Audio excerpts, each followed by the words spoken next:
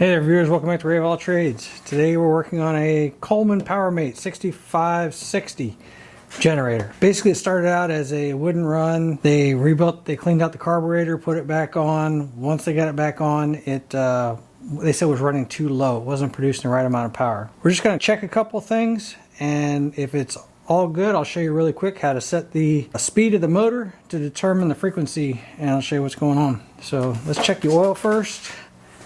Go through the basics. Old gas will cause it to run,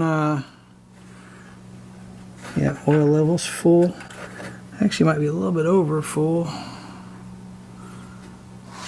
Yeah, oil's a little bit over full. Let's get some of that out of there. Rather than trying to tip it and drain it out of here, I'm just going to take out that bolt right there, drain a little bit out. Let's see. So, stop running out of the top of this thing. So this style has a full mark, right? So a low mark and a full mark. So I'm guessing we want to be somewhere in this neighborhood or possibly this neighborhood. So we're going to bring it up to this line right here. So, but no matter what, it's down this neck considerable amount. So right now it's overfilling that, so I know that we're too high.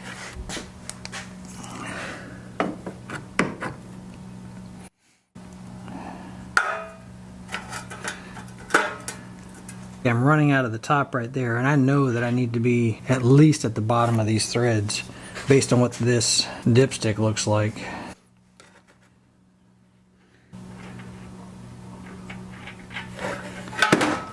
Whoops.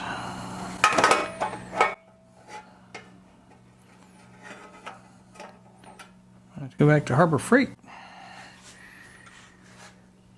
Pick up another one. There we go, that's getting closer. I'm looking in here to determine what I've got. Okay, I want to smell this oil because it does not look great. Okay.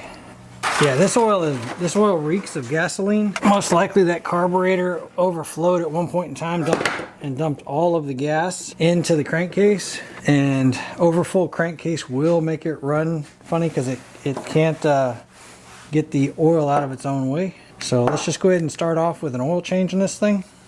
I don't want to make any adjustments until we're right, you know what I mean? Let's go ahead and get all the oil out of this thing. While that's draining, I'm going to look up what the capacity and type of oil it needs. Oil out of it. Did a little bit of digging. You'd be really surprised to see how hard it is to find oil capacity for this engine. Best I can tell, this is an EX30D motor, even though the label over there says EX300D. It claims it's a 9 horsepower horizontal motor. It says it takes 1 liter of oil. 1 liter of oil equates to 33.8 US fluid ounces. It can use 10W30 detergent oil or 10W40 detergent oil. I've got 10W30 4-cycle detergent oil. This right here should do the trick. 1 quart is 32 ounces, so I need a quart and a splash. I'm going to put a top on here so that I can get it out, pour it a lot easier. And then this motor, a lot like the Hondas, has a fill on the other side, which you can use that also for draining the oil. It had a funnel, you know, so you could push out to the side. I just wanted to work on this side because I had no room on the other side. But for filling it, I'm going to pull out that same fill mark and I'm going to fill it from that side so I have a better shot at it. So let's get this plug back in, torque it to 900 foot-pounds. Just kidding. Seems to be what everybody does though. So this side's a little bit easier to reach, for me anyway. And then there's a drain here, and it would have come out this chute right here, so you could have had a pan there to catch that.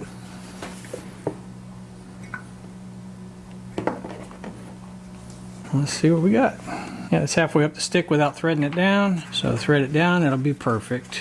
Good, fresh oil. It's not going to be putting any kind of, these emissions control systems will take some of the vapors from the crankcase and they'll push it back into the carburetor. That's what this hose is, that big hose that goes back to the back side of the breather. You're always wondering what the heck that is.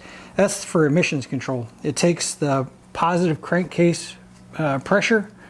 It has gas fumes in it, and it pushes it back up into the carburetor to reburn that. So if your oil is extremely gas contaminated, your engine's not going to run properly because it's going to have too much gas, right? All right, so the first thing I did was get this in the garage so that the muffler's pointing outside.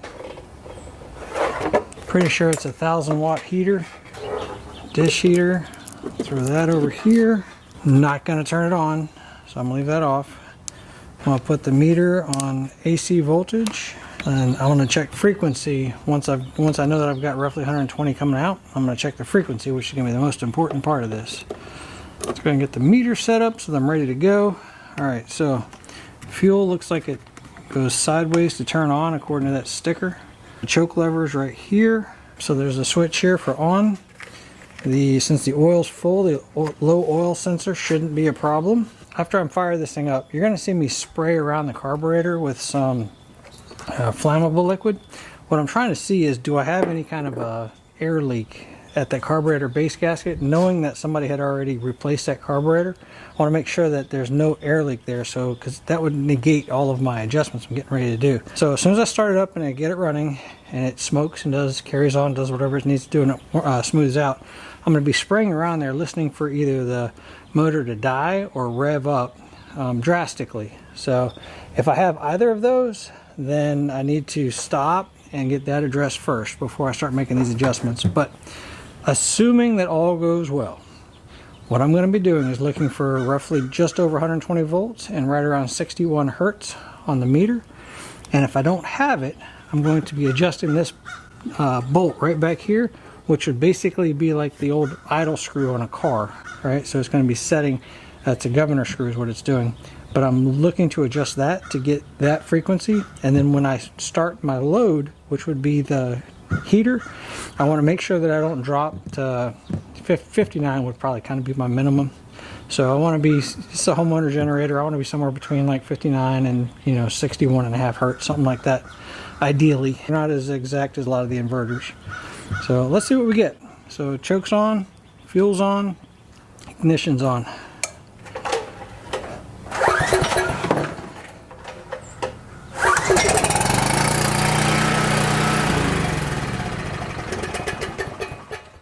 I'm going to pull off this carb bolt on the side. I want to see if I have fuel coming out and actually see if that's correct.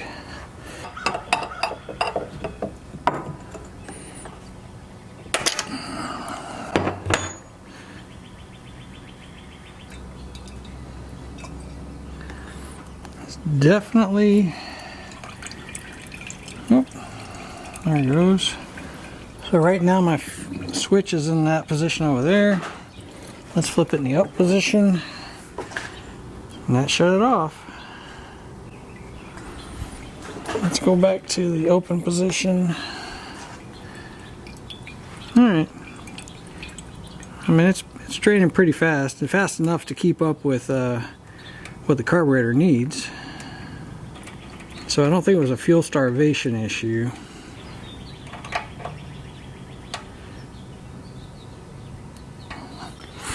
Just caught me off guard because the switch is usually shut off for a switch.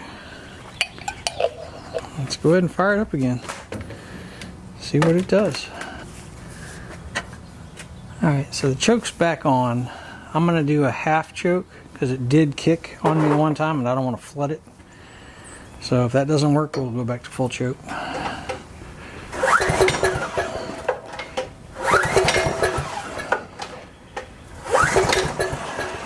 Okay, that's not it. Full choke.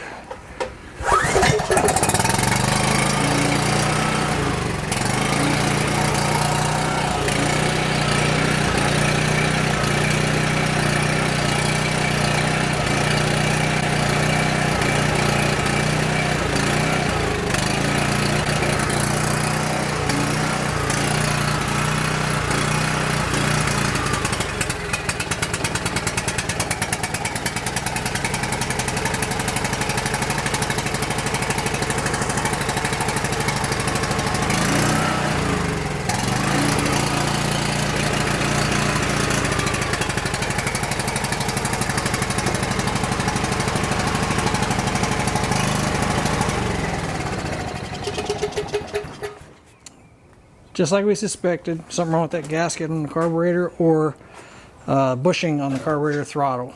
So let's get the carburetor off and see what's going on. Turn the fuel off. Ignition's already off.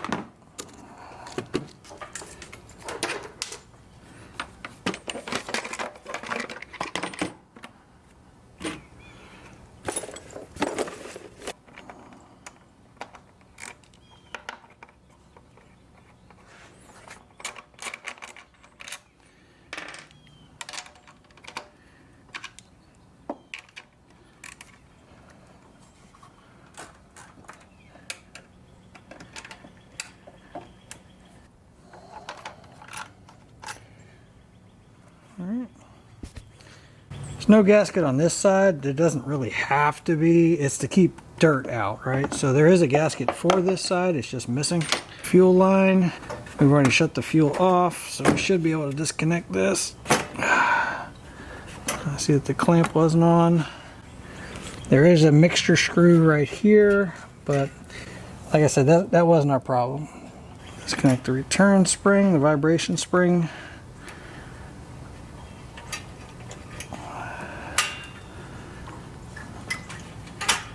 Disconnect the governor linkage. Appears to have a wrong gasket. What do we have going on here? So this gasket right here was supposed to be out here. This gasket here, so you can see that there's a space.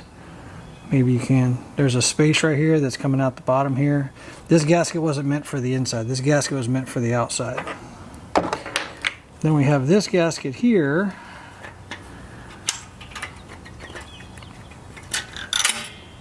And then we have this inside gasket right here. Those appear to be okay. This gasket here does not belong on this side. So I need to carefully take it off. Somehow it's stuck to the side here, because it belongs right here. So you can kind of see what was the problem, right? Because this is the other side of the carburetor. If you look at the shape of that and look at the shape of this gasket, you'll see that it matches up. So you'll see here in just a second, but there's a gap right here that would have caused a drastic air leak. Let's see if we can do this. So this passage right here that went from the outside of the carburetor to up through here was like a fresh air intake. What was happening is that old gasket allowed that passage to connect to the throttle, which should be a sealed side of it. So that gasket would be this one right here. So that should align up with those two and seal that completely off. This gasket here aligns up with the intake, and that seals that completely off, right? And then this gasket here should have been on this side of the carburetor, which we should be able to see here in just a second. Should have gone just like that. So there's a little cutaway right here, which is that cutaway. There's that right there.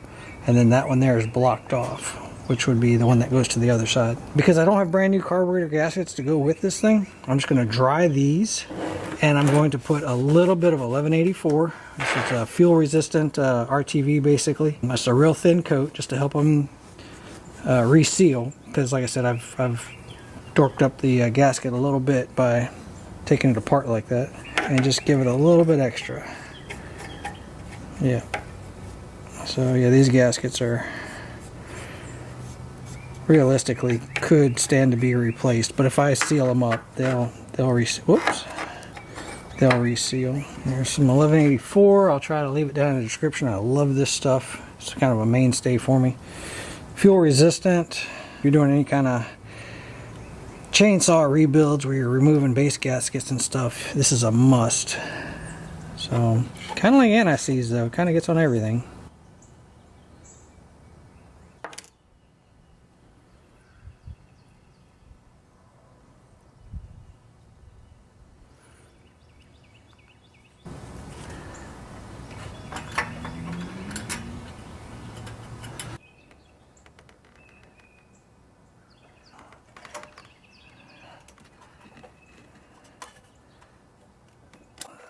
And then this gasket right here, we're going to put the sealer on the side that I gummed up a little bit. This gasket's not that important. All it does is it keeps air from, or excuse me, dirt from bypassing the filter.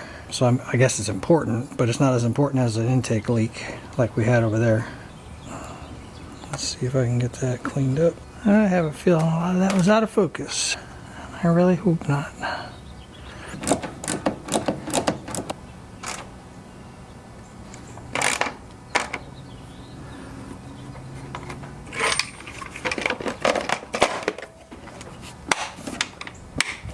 Real quick, I want to show you guys. I was talking about how the pressures from the engine come back and get burned back in the carburetor from the oil change I was talking about earlier.